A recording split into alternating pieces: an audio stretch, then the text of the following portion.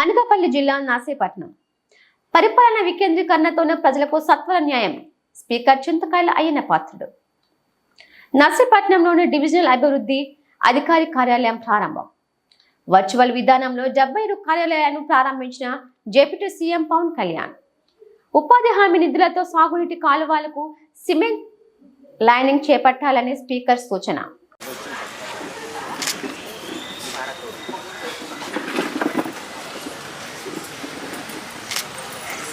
మనందరి తరఫున మరొకసారి సార్కి ధన్యవాదాలు తెలుపుకుంటూ మరి ప్రారంభోత్సవం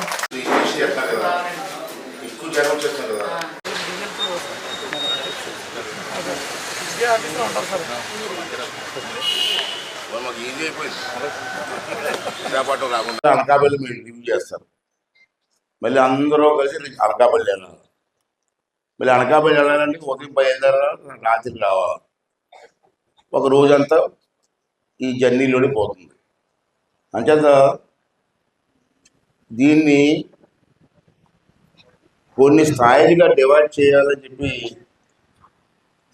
పవన్ కళ్యాణ్ గారు, పంచాయతీరాజ్ మినిస్టర్ గారు చంద్రబాబు నాయుడు గారు ఆలోచన చేసి కొన్ని కొత్తగా కొన్ని ఏర్పాటు చేస్తే పరిపాలన సులభంగా ఉంటుంది, టైం కలిసి వస్తుందనే ఉద్దేశంతో కొత్తగా కొన్ని డివిజన్లు ఏర్పాటు చేయాలని చెప్పి ఒక డెసిషన్ తీసుకున్నారు.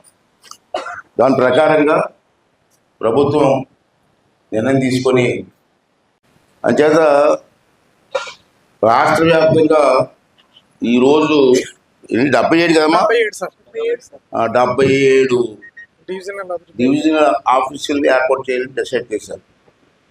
ఈ 77 డివిజన్ ఆఫీసులు ఒకే రోజు ఓపెన్ చేయాలని చెప్పి నిర్ణయం తీసుకొని మరి ఈవేళ ఓపెన్ చేస్తారు.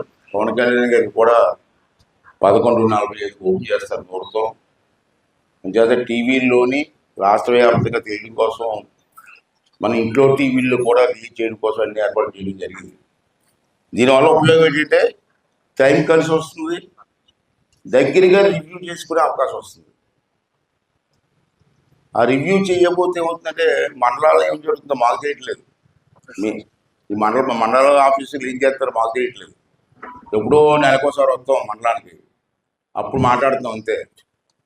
ఇప్పుడైతే మాకు ఏమవుతుంది, రోజు మీ తాలూకు ఫలితాలకు డీటెయిల్స్ మాకు తెలుస్తూ ఉంటాయి. అప్పుడు మాకు మేము ఇవ్వాల్సిన సూచనలు మేము వస్తాం, మీరు ఇవ్వాల్సిన సూచనలు మీరు ఇస్తారు. దాన్ని ఎలా రెక్టిఫై చేయాలో ఆలోచించకూడదు. టైము సులభతరం చేయడం కోసం అని చెప్పి ఈరోజు పెట్టడం జరిగింది.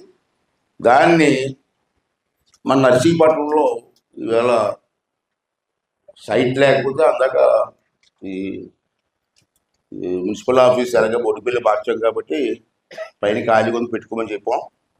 ఇప్పుడు అంత సులభతరం అయింది. మన మండలాలన్నీ కూడా ఎప్పటికప్పుడు మీటింగ్ పెట్టుకోవడానికి దగ్గరగా మనకు అవకాశం వచ్చింది. కాబట్టి దీన్ని ఏ ఉద్దేశంతో అయితే గవర్నమెంట్ పెట్టిందో దాన్ని ఫుల్ఫిల్ చేయవలసిన అవసరం ఉంది.